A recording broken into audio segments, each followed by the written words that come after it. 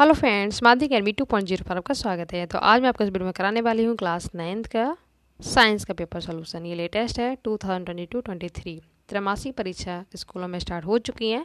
बहुत से स्कूल में अभी एग्जाम नहीं हुए हैं, तो उन बच्चों को आइडिया लग जाएगा। जिनका हो चुका है तो वो भी देख सकते हैं कि क्वेश्चन आपके सही हुए हैं या नहीं।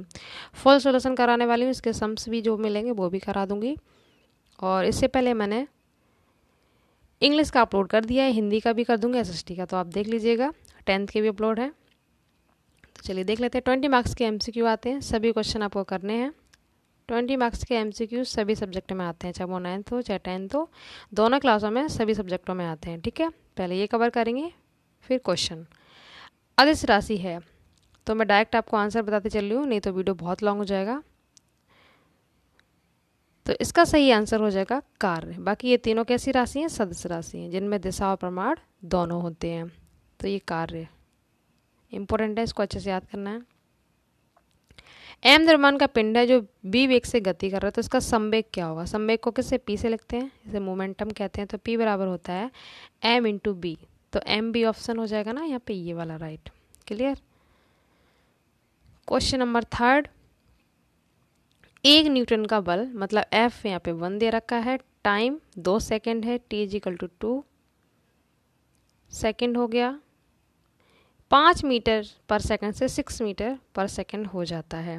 तो ये u है, पहला प्रारंभिक वेग u होता है, ये 5 हो गया और b हो गया 6। और हमसे पूछा है द्रव्यमान, m हमसे पूछा है।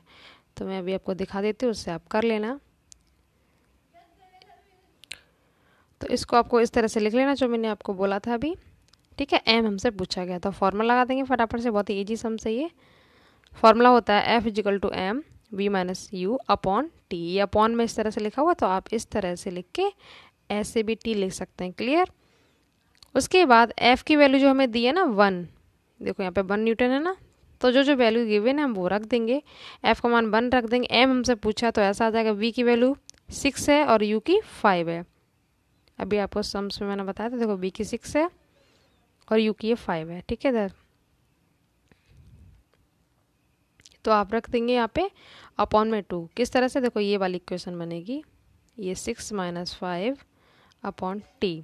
तो 1 इज इक्वल टू एम, 6 में से 5 गया, क्या बचा? 1, वही मैंने यहाँ पे लिखा है, अपॉन 2। टी का मतलब यहाँ पे 2 टाइम दे रखा है। ठीक है, ये हो जाएगा। फिर जब हम एम निकालेंगे, एम का 1 में किया तो एम ही आएगा, और 2 का 1 में करेंगे मल्टीपल तो 2 आएगा। तो M is equal to 2 kg answer हमारा आ जाएगा। ठीक है, यही प्रोसेस यहाँ पे हो रहा है, इस तरह से आप कर सकते हैं।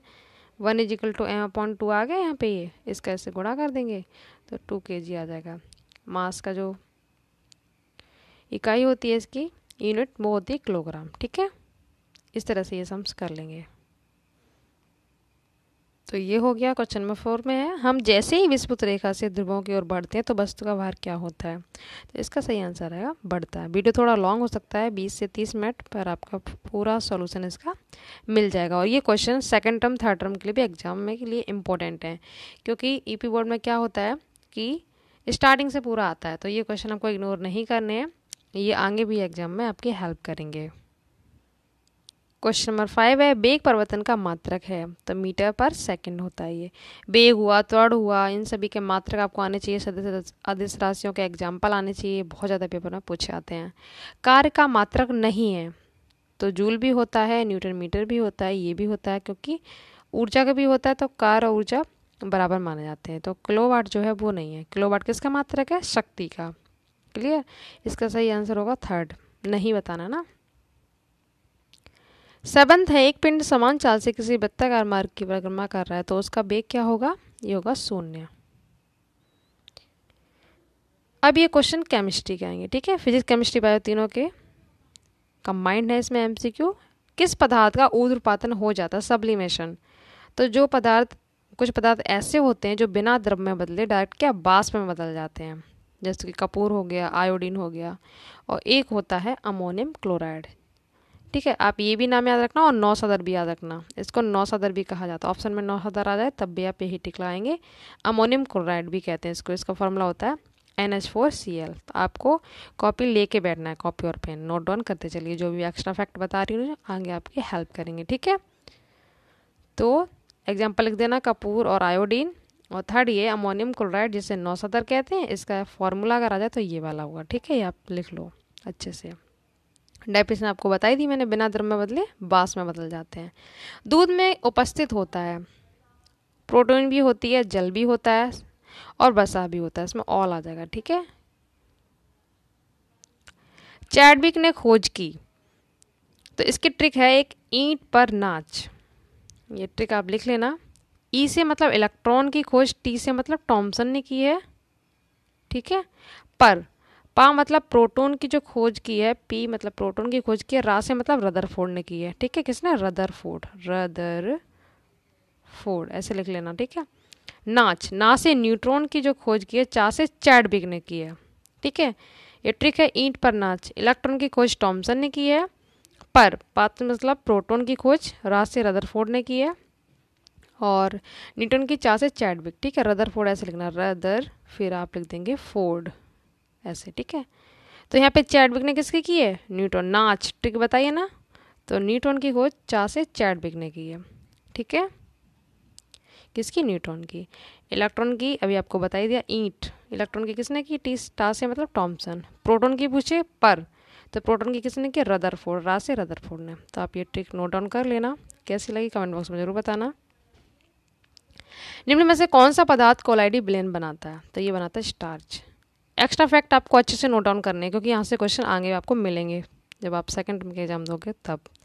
ठोस विलयन का उदाहरण क्या होता है? तो ये होता है तांबा धातु, कॉपर। ठीक है, क्वेश्चन नंबर 13 है, इसमें मैग्नीशियम यानी Mg और नाइट्रोजन मतलब N, इनकी मैग्नीशियम की वैलेंसी कितनी है? 2, संयोजकता 2 है, और नाइट्रोजन की कितनी है? 3। तो आपको सूत्र बनाना आना चाहिए। केमिकल कैसे फॉर्मूला बनता है? इस तरह से, Mg का 3 से करेंगे तो Mg3, N का 2 से। समझा इसलिए जिससे आपको आगे कोई भी फॉर्मूला आ जाए तो आप आराम से बना लो। तो बनेगा Mg3N2। ठीक है, तो इसका सही ऑप्शन कहाँ पे मैच हो रहा है? ये। और देख लेते हैं, अभी 7 और बच्चे हैं MCQ। अब ये खंड गा का मतलब यहाँ पे बायो के क्वेश्चन चलेंगे। ठीक है, फिजिक्स के भी हो गए, केमिस्ट्री हो गए, अब करेंगे बायो के। तो जीव की सूक्ष्म संरचनात्मक इकाई क्या है? बहुत ही इंपॉर्टेंट क्वेश्चन है। यह है कोशिका, और इसकी खोज किसने की? रॉबर्ट हुक ने की है। कब? 1665 में। ठीक है, केंद्र की किसने की है? रॉबर्ट ब्राउन ने की है। राइबोसोम की पैलेट ने की है। सारी खोज आपको पता होनी चाहिए, पैलेट। और माइटोकॉन्ड्रिया की अल्टमान ने। ठीक है, हड्डियों के सिरे जुड़े होते हैं, ये भी बहुत इंपॉर्टेंट क्वेश्चन है, कॉम्पिटेटिव एग्जाम में भी आता है। तो हड्डियों के जो सिरे होते हैं वो स्नायु से जुड़े होते हैं। किससे? लिगामेंट यानी स्नायु। ठीक है, अस्थि आ जाए तब भी, अस्थि को अस्थि से कौन जोड़ता है? स्नायु। अगर क्वेश्चन आता हड्डियों को मांसपेशियों से कौन जोड़ता है, तब आप कंट्रा करते हैं, जैसे इंग्लिश में टेंडन बोला जाता है। क्या? टेंडन। तब आप आंसर कंट्रा करेंगे। ठीक है, उपास्थि क्या होता है? बहुत ही लचीली होती है, जैसे आपकी कान की आप देख सकते हैं, इसको मोड़ सकते हैं आप। ठीक है, बहुत ही लचीली होती है, कान में पाई जाती है, तो ये सब बहुत ही सॉफ्ट होती है, इसको मोड़ सकते हैं। ठीक है, ये 16 वाला बहुत इंपॉर्टेंट है, इसको भी ट्रिक से कराऊंगी आपको। भोज पदार्थों का सम्मान होता है। भोज का मतलब फूड। ठीक है, तो फूड को कौन ले जाएगा? Phloem, PHLOEM। ये ट्रिक से याद रखना, फूड का सम्मान कौन करेगा? फ्लोएम। ठीक है, और अगर जल आएगा, जल पूछा जाए, जल का संबंध, तो जा से जाइलम। ये ट्रिक से याद रखना, दोनों क्वेश्चन बहुत पूछे जाते हैं। एल यहाँ पे रह गया, XYLEM, जाइलम। जल का पूछे तो जाइलम करेगा। फूड मतलब फा से फ्लोएम, जा से जल, जा से जाइलम। ठीक है, तो यहाँ पे भोज्य पदार्थों का पूछा मतलब फूड का, तो फ्लोएम करेंगे। जल का होता तो हम जाइलम करते। क्लियर। कोशिका की खोज की, अभी मैंने जस्ट आपको बताया, रॉबर्ट हुक ने। केंद्र की थी रॉबर्ट ब्राउन ने, कंफ्यूज मत होना। ठीक है, रक्त क्या है? ये भी इंपॉर्टेंट है। जो ब्लड होता है वो कौन सा है? तरल संयोजी ऊतक है रक्त, ध्यान रखना। ठीक है, दोहरी इकाई झिल्ली से घिरे कोशिकांग हैं, जिनकी इकाई झिल्ली दोहरी परत की होती है। तो ये माइटोकॉन्ड्रिया भी होता है, केंद्रक भी होता है, क्लोरोप्लास्ट भी होता है, सभी में होता है। ठीक है, तो इसका आंसर हो जाएगा इसमें से सभी, ऑल। ठीक है, क्लोरोप्लास्ट को हरित लवक भी कहा जाता है, इसको हरित लवक भी कहते हैं। कोशिका कला क्या होती है? तो ये होती है अर्धपारगम्य झिल्ली। ठीक है, अर्धपारगम्य होती है। अब करेंगे क्वेश्चन। तो देखो, ये जो गति का समीकरण है, इसको आपको प्रूफ करके लाना है। बहुत ही लॉन्ग है ये, अगर आपकी कॉपी पे हो रहा हो तो आप अच्छे से कर लेना। जो गति के 3 समीकरण होते हैं ना, बी बराबर यू प्लस ए टी, ये आप अच्छे से कर लेंगे। एक तो मैंने अभी आपको न्यूमेरिकल में भी करवा दिया, एक ही है, तो आपका हो रहा तो कर लेना, नहीं तो मैं आपको नेक्स्ट वीडियो में करवा दूंगी, क्योंकि ये लॉन्ग है। अगर मैं इतना लॉन्ग करूँगी तो वीडियो बहुत लॉन्ग हो जाएगा। जो जो शॉर्ट में वो सारे आपको करवा दे रही हूँ, ठीक है। MCQ में आप देख सकते हैं 10 मिनट हो चुके। त्वरण की परिभाषा मात्रक सहित लिखना, ये कैसी राशि है। तो आप क्या करेंगे, सिंपल सा मैं यहाँ पे लिख दे रही हूँ, वेग परिवर्तन की दर को और क्वेश्चन तो मैंने टाइप कर लिए थे, ये रह गया, इसको मैं ओरली बता दे रही हूँ। वेग परिवर्तन की दर को क्या कहते हैं, त्वरण कहते हैं। इतना आप लिख देना, त्वरण कहते हैं। क्लियर। वेग परिवर्तन की दर को त्वरण कहते हैं। इसका मात्रक क्या होता है, इंपॉर्टेंट है, मीटर पर सेकेंड -2, ठीक है। मीटर पर सेकेंड होता है, यहाँ पे ऐसे लिख देना, मीटर पर सेकेंड स्क्वायर। और ये कैसी राशि है, तो लिख देना ये सदिश राशि है। कैसी है, सदिश। इसमें दिशा और परिमाण दोनों होते हैं, ठीक है। ये सदिश राशि है। त्वरण, वेग, बल, आवेग, ये सब सदिश राशि हैं। और कार्य हुआ, द्रव्यमान हुआ, ऊर्जा हुआ, तो ये सब आदिश राशि होती हैं, ठीक है। ध्यान रखना। तो लिख देना आप, वेग परिवर्तन की दर को त्वरण कहते हैं, इसका मात्रक मीटर पर सेकेंड स्क्वायर है, ये सदिश राशि है। क्लियर। ये न्यूमेरिकल है, देखना कितना सिंपल सा न्यूमेरिकल 4 नंबर में आया है। देखो, द्रव्यमान m = kg, यहाँ पे मतलब 6 kg, ठीक है। मीटर पर सेकेंड स्क्वायर, देखो त्वरण आ गया ना, त्वरण का मात्रक आपको यहाँ से मिल गया ना, यही आप लिख देना। a = कितना, 4 मीटर पर सेकेंड स्क्वायर। और हमसे पूछा क्या, बल पूछा है, F पूछा है, तो F का फॉर्मूला लगा देंगे। F = क्या होता है, m × a। अब मैं आपको टाइप हुआ दिखा दे रही हूँ। इसका आंसर 24 न्यूटन आएगा। इसका गुणा कर देंगे 6 से 4 से, 24 न्यूटन आ जाएगा। फटाफट से आपको 4 मार्क्स मिल जाते हैं ऐसे। ये देखो, m आप इस तरह से लिखना, a लिखना, F पूछा गया, F का फॉर्मूला लगा देंगे, m × a। m की वैल्यू 6 दे रखी है, यहाँ से ये उठा लेंगे। a का मान ये 4 दे रखा है, ये ले लिया, इसका गुणा कर देंगे, मल्टीपल हो जाएगा, तो 6 4 जा 24 न्यूटन आ जाएगा। देखना कितना सिंपल है, 4 मार्क्स का ये सम्स आया है। अगर आपको न्यूमेरिकल में प्रॉब्लम होती है तो कमेंट बॉक्स में ज़रूर बताना, मैं आपको इसमें आपको अच्छे से करवा दूँगी, अपलोड कर दूँगी इसको, ठीक है। और भी सम्स इसकी प्रैक्टिस करवा दूँगी। तो ये आप कर लेना, 4 मार्क्स का सिंपल सा है इतना, ठीक है। और देख लेते हैं अब करेंगे क्वेश्चन नंबर 4। इसमें चॉइस मिली है तो मैं आपको थ्योरी वाला करवा दी। क्वेश्चन अच्छा है। गुरुत्वीय त्वरण यानी g और सार्वत्रिक गुरुत्वाकर्षण नियतांक मतलब कैपिटल G, स्मॉल g और कैपिटल G में अंतर पूछा है। नॉर्मल से आप अंतर लिखेंगे, आपको 6 मार्क्स मिल जाएंगे, ठीक है। तो आप कर लेंगे। चल पे पहली बार है, सब्सक्राइब जरूर कर लीजिए, जिससे आपकी फुल प्रिपरेशन होती रहे। और इसके बाद जब आप 10th में आ जाएंगे तो 10th की तो पूरी तैयारी करवा रखी है मैंने, आपको बहुत ज़्यादा हेल्प मिलेगी। तो सब्सक्राइब कर लेना, ठीक है। तो चलिए देख लेते हैं इसका अंतर। तो स्मॉल g और कैपिटल G में अंतर क्या लिखेंगे, देखो यहाँ पे स्मॉल g आएगा, ठीक है। गुरुत्वीय त्वरण को प्रदर्शित करता है, ये गुरुत्वीय त्वरण है ना, इसको g, या आप अपनी लैंग्वेज में ऐसे लिख देना, यहाँ पे इसको g से प्रदर्शित करते हैं, ठीक है। यहाँ पर स्मॉल g है, ध्यान रखना, यहाँ पे क्या स्मॉल g है। g गुरुत्वीय त्वरण को प्रदर्शित करता है, जबकि गुरुत्वाकर्षण नियतांक क्या होता है, कैपिटल G को प्रदर्शित करता है, ठीक है। अगर आपको ये पॉइंट टफ लग रहा हो तो आप ऐसे लिख देना, गुरुत्वीय त्वरण को g से लिखते हैं और गुरुत्वाकर्षण नियतांक को कैपिटल G से लिखते हैं। क्लियर।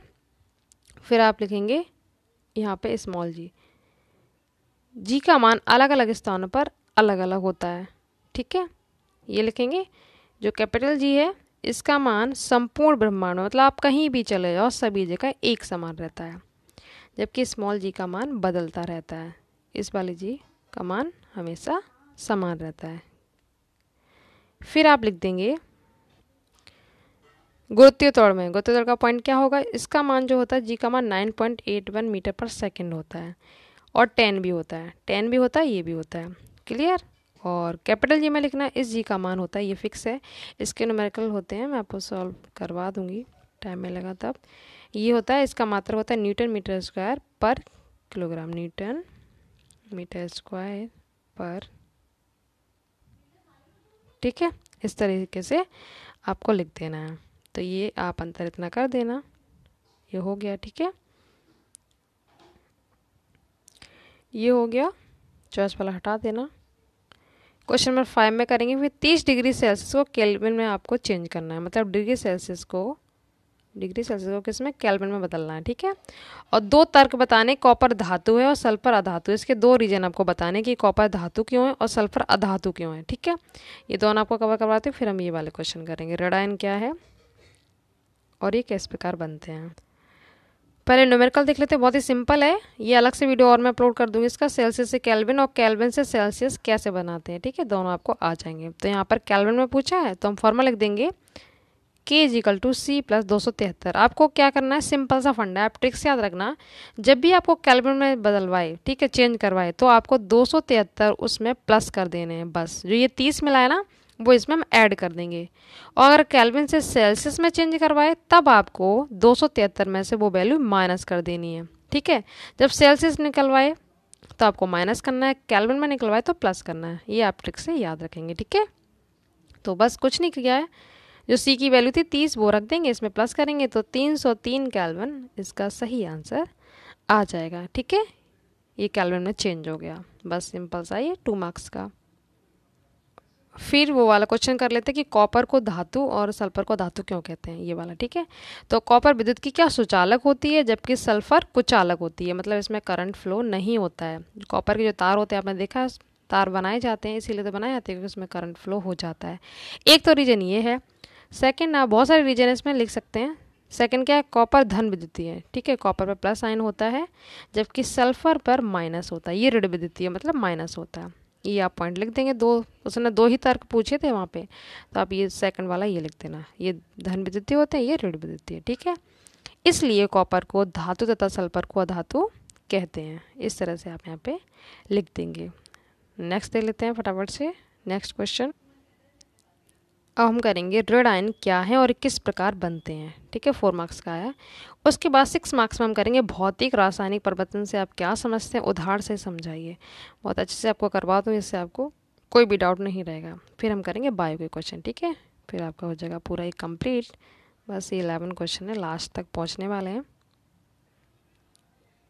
ये दूसरे क्वेश्चन का, इसको आप देख अभी करवा दूँ, ठीक है। रेड आयन क्या होता है ये देख लेते हैं पहले, और किस प्रकार ये बनते हैं। जिस परमाणु में निर्धारित संख्या की अपेक्षा इलेक्ट्रॉन्स की संख्या अधिक होती है, किसकी, इलेक्ट्रॉन मतलब ई की संख्या अधिक होती है। ईंट पर, अभी मैंने ट्रिक बताई थी आपको, इलेक्ट्रॉन की खोज किसने की थी, टॉमसन ने। इलेक्ट्रॉन की संख्या अधिक होती है तो उसे क्या कहते हैं, रेड आयन कहते हैं, ठीक है, इतना से याद रखना है। और ये किस प्रकार बनते हैं तो आप लिख देंगे परमाणु द्वारा इलेक्ट्रॉन ग्रहण करने से रेड आयन बनते हैं। इलेक्ट्रॉन को क्या किया जाता है, ग्रहण किया था, एक्सेप्ट किया था, ठीक है। अगर यहाँ पे त्यागने की बात आ जाए, इलेक्ट्रॉन त्याग करने से, तब यहाँ पे क्या, धन आयन बनेगा। इलेक्ट्रॉन माइनस में आ जाएगा तब धन आयन बनता है, और यहाँ पे प्लस आ जाए तब रेड आयन बनता है, ठीक है। ये डेफिनेशन आपको लिख देना इतना। इलेक्ट्रॉन की संख्या अधिक हो जाती है उसे रेड आयन कहते हैं। और किस प्रकार बनते हैं, परमाणु द्वारा इलेक्ट्रॉन ग्रहण करने से ऋण आयन बनता है। धनायन में जिसका जस्ट उल्टा कर दो, यहाँ पे संख्या कम होगी तब धनायन कहते हैं, ठीक है। और यहाँ पर त्यागने के आ जाए ना, त्याग करने से या इलेक्ट्रॉन त्यागने से, तब वहाँ पे धनायन बनेगा। अभी आप धनायन भूल जाओ क्योंकि एग्जाम में आपका ऋणायन है इसमें, तो आप ये कर लो दोनों, आप इसका उल्टा कर दो, धनायन बन जाएगा, ठीक है। तो आगे के लिए आपके लिए हेल्प हो जाएगी, इसको याद रखना। अब देख लेते हैं भौतिक परिवर्तन और रासायनिक परिवर्तन, ये 6 मार्क्स में आया। तो बहुत ही सिंपल होते हैं, मैं अच्छे से आपको क्लियर कर देती हूँ, इससे आपको कोई भी डाउट ना रहे। वह परिवर्तन जिसमें पदार्थ के संगठन में कोई परिवर्तन नहीं होता है। अभी एग्जाम्पल के थ्रू आपको समझ में आ जाएगा, मतलब इसमें कोई भी नया पदार्थ नहीं बनता, उसका रंग रूप कुछ भी बदलता नहीं है, ठीक है। तो ऐसे परिवर्तन भौतिक परिवर्तन कहलाते हैं। कैसे, जैसे जल या बर्फ का भाप में बदलना, ठीक है, जल या, यहाँ पे या कर लेना, जल या बर्फ का भाप में बदलना। अब देखो, जल से भाप बनी, ठीक है, तो कोई भी परिवर्तन नहीं हुआ, भाप से हमें पुनः फिर से यहाँ पे क्या, जल मिल जाएगा, ठीक है। इसमें एक चीज़ याद रखना, कोई भी जो पदार्थ बनता है उससे हम दोबारा से उस चीज़ को प्राप्त कर सकते हैं। जैसे जल से भाप बनी तो भाप से फिर से जल बन जाएगा। विद्युत बल्ब का चमकना, जैसे हमने बटन ऑन की, बल्ब जल जाएगा, ठीक है, बटन ऑफ करते ही बल्ब फिर से उसी पोजीशन में आ जाएगा, मतलब बल्ब जैसा था उसी स्थिति में पहुंच जाएगा, अंधेरा हो जाएगा ना। तो इसमें कोई भी नया चीज़ नहीं होती है, नया पदार्थ कुछ भी बनता नहीं है, और इसमें रिवर्सिबल होता है, मतलब दोबारा से हम वो चीज़ प्राप्त कर सकते हैं, ठीक है। ये होता है भौतिक परिवर्तन, पदार्थ का संगठन वगैरह कुछ नहीं बदलता। अब देख लेते हैं रासायनिक, इसका जस्ट उल्टा है। इसमें क्या होता है, सब कुछ रंग रूप सब बदल जाता है। वह परिवर्तन जिसमें पदार्थ के संगठन में परिवर्तन होता है रासायनिक परिवर्तन कहलाता है। मतलब इसमें नया पदार्थ बनता है, आप लिख सकते हैं रासायनिक परिवर्तन में नया पदार्थ बनता है और उसको दोबारा से उस चीज़ से प्राप्त नहीं कर सकते। जैसे कि लोहे पर जंग लगना, ठीक है, जंग लगी तो आपको उस तरह से वही चीज़ नहीं मिल पाएगी। लोहे पर जंग लगना ये रासायनिक केमिकल, ठीक है, केमिकल चेंज है। अगरबत्ती का जलना, अगरबत्ती जलने के बाद दोबारा मिल जाएगी नहीं ना। एक क्वेश्चन और है, मोमबत्ती का जलना, इसमें क्या होता है, दोनों ही बातें होती हैं, भौतिक परिवर्तन भी होता है और रासायनिक परिवर्तन भी, ठीक है, ध्यान रखना। जो अंदर धागा जलता है ना उसका, वो होता है रासायनिक परिवर्तन, जो ऊपर मोम होता है वो होता है भौतिक परिवर्तन, उसका जलना। तो पेपर में अगर आ जाए मोमबत्ती का जलना क्या है, तो दोनों परिवर्तन, ठीक है। दूध का फटना, ठीक है, दूध अगर फट गया तो क्या आप वापस उसको फटने के बाद दूध में फिर से परिवर्तित कर पाएंगे, नहीं कर पाएंगे ना। एक नया पदार्थ मिल गया, उसका रंग रूप सब बदल जाता है दूध का, पहले से फटने के बाद आप देखेंगे वही चीज़ नहीं रहती है, सब कुछ बदल गया ना। तो ये होता है रासायनिक परिवर्तन। आप अपनी भाषा में जैसे चाहे वैसे लिख देना, इसमें नया पदार्थ नहीं बनता है, ठीक है। दूध से दही बनना, ये भी क्या है, रासायनिक है। दूध से दही बनना, दही से वापस दूध मिल जाएगा, नहीं मिलेगा ना एक बार बनने के बाद, ठीक है। भोजन का पकना, ये सब रासायनिक परिवर्तन है। तो आप लिख देना आराम से, 6 मार्क्स का आया, अच्छे से कर लेना, ठीक है। अब देख लेते हैं पादप कोशिका और जंतु कोशिका में कोई 4 अंतर देने, 4 मार्क्स के आए, ठीक है। उसके बाद क्वेश्चन विभेज्योतक ऊतक की विशेषताएं लिखनी है, कोशिका जीवन की इकाई है, इस कथन की पुष्टि करनी है, ये क्वेश्चन है। और पादप कोशिका जंतु कोशिका का डायग्राम बनाना है, या तो ये बनाओ या फिर तंत्रिका कोशिका कैसे कहते हैं, कितने प्रकार के होते हैं। इस तरह से ये 4 क्वेश्चन इसके हैं, तो देख लेते हैं। तो पादप कोशिका और जंतु कोशिका में अंतर है, ध्यान रखना, इधर पहले जंतु कोशिका इधर पादप, पर पेपर में क्या पादप कोशिका पहले पूछा गया, तो आप पादप कोशिका इधर लिख देना और उधर लिख देना जंतु कोशिका, और लाइन खींच के आप अंतर लिख लेंगे, ठीक है। पहले पादप के क्लियर कर दो, फिर आप जंतु के, जिससे कि आप सही कर लेना, ठीक है, ध्यान रखना। पादप कोशिका में कहता है, पादपों मतलब पौधों में पाई जाने वाली, पेड़ पौधों में पाई जाने वाली कोशिका को पादप कोशिका कहते हैं। पादप का मतलब प्लांट्स, पेड़ पौधे, ठीक है। पादपों में पाई जाने वाली कोशिका को पादप कोशिका कहते हैं। अब इधर से एक पॉइंट इसका ले लेंगे, जंतुओं में पाई जाने वाली कोशिका को जंतु कोशिका कहते हैं, क्लियर।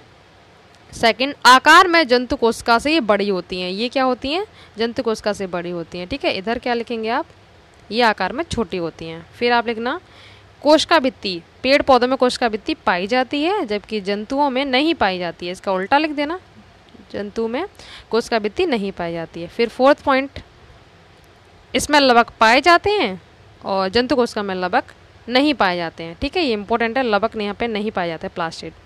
लास्ट में क्या है, इनका आकार लगभग आयताकार होता है, पेड़ पौधों की कोशिकाओं का आयताकार होता है, और जो जंतु कोशिकाएं इनका वृत्ताकार होता है, वृत्ताकार, इस तरह से, ठीक है। इस तरह से आप पॉइंट लिख देना। 4 पॉइंट पूछे गए हैं, तो मैंने यहाँ पे 5-5 करवा दिए हैं, क्लियर।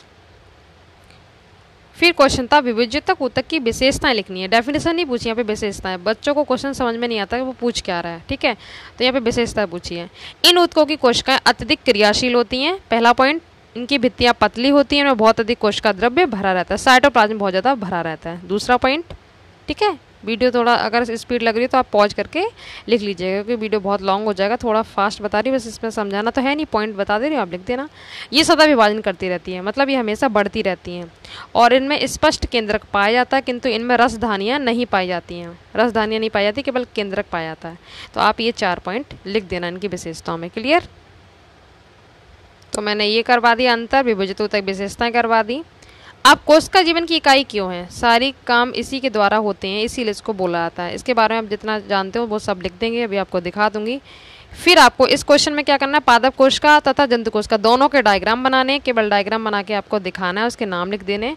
अगर आपको डायग्राम नहीं आता है, ड्राइंग अच्छी नहीं है, तो आप ये वाला क्वेश्चन कर देना, तंत्रिका कोशिका कैसे कहते हैं, कितने प्रकार की होती है, ठीक है। अब इनके आंसर देख लेते हैं। सबसे पहले कोशिका वाला बता दूँ थोड़ा सा, देखो इसमें क्या करना है आपको, कोशिका की खोज रॉबर्ट हुक ने सन 1665 में की थी, ये आपको अच्छे से याद रखना है।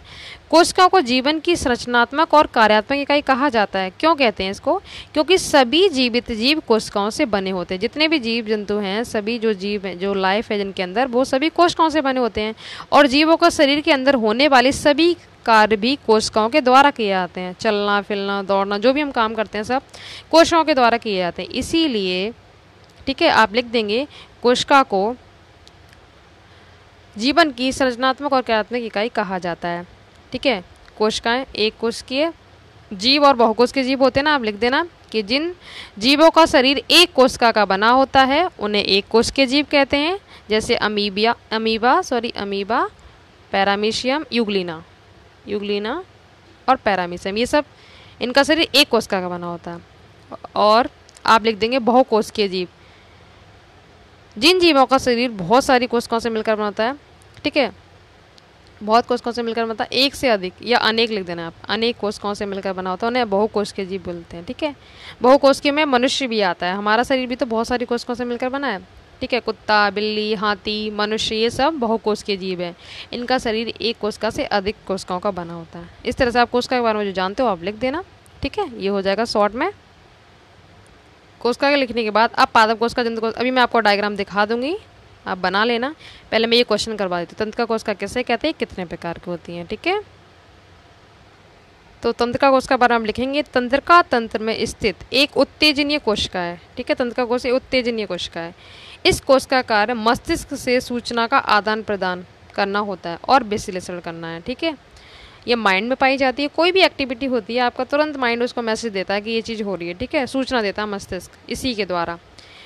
ठीक है, आप ये चाहो तो लाइन हटा सकते हैं, ये कार्य एक विद्युत रासायनिक संकेत के द्वारा होता है, ये चाहो तो आप हटा दो, कोई दिक्कत नहीं है। ठीक है, इतना हो जाएगा, डेफिनेशन ही तो पूछी है। फिर इसको दूसरा नाम न्यूरॉन है और क्या है। ठीक है, इसका दूसरा नाम क्या है, न्यूरॉन या तंत्रिका कोशिका, यहाँ पे या लिख दिया ना, मतलब इसी को ही कहते हैं तंत्रिका कोशिका।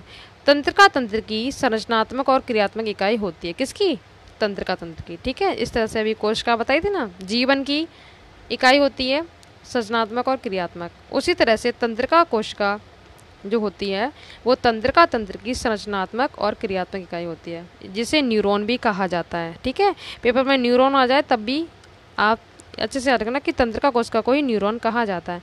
ये इतना लिख देना, इसमें ये लिख देना, बस ये चाहो तो आप हटा सकते हैं। अब ये देख लेते हैं प्रकार, कितने प्रकार की होती है, 3 प्रकार की। तीनों के नाम लिख देना, प्रेरक तंत्रिका कोशिका, संवेदी और बहुध्रुवीय तंत्रिका कोशिका, ये तीनों नाम लिख देना। ये हो गया कंप्लीट। अब मैं आपको डायग्राम दिखा देती हूँ पादप कोशिका और जंतु कोशिका का, फिर हो जाएगा सारा पेपर पूरा कंप्लीट सॉल्यूशन। ठीक है, तो ये है पादप कोशिका का डायग्राम। ठीक है, थोड़ा सा जूम देखो, ये पादप कोशिका है। इस तरह से आपको नीचे नाम लिखना है, ये बता देना है।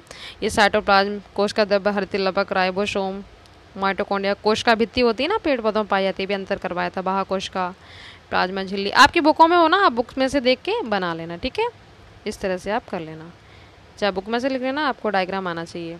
अगर आपको डायग्राम नहीं आता तो आप तंत्रिका कोशिका वाला क्वेश्चन कर देना। ये डायग्राम जंतु कोशिका का है, ये दोनों डायग्राम आपको बनाने हैं। ठीक है, ये जंतु कोशिका के सारे नाम लिख देंगे, केंद्रक, लाइसोसोम, राइबोसोम, तारक केंद्र, प्लाज्मा झिल्ली, ये जंतु कोशिका का है। आप बुक में से भी लिख सकते हैं, कोई भी डायग्राम आपको कहीं पे मिल जाए बुक में तो आप कर लेना। तो इस तरह से पूरा करवा दिया मैंने। ठीक है, तो मैंने सारे क्वेश्चन आपको कवर करवा दिए। आई होप आपको समझ में आ गया हो। कोई भी डाउट हो तो कमेंट बॉक्स में पूछ सकते हैं, बताना जरूर आपको समझ में आया कि नहीं। और इसके बाद आपको हिंदी का भी मिल जाएगा। ठीक है, और SST का भी अपलोड कर दूँगी, और 10th के अपलोड कर ही दिए मैंने, तो आप देख सकते हैं। तो जितना हो सके अपने फ्रेंड्स ग्रुप में शेयर कीजिए। तो मिलते हैं नेक्स्ट वीडियो में नेक्स्ट टॉपिक के साथ। Thank you so much.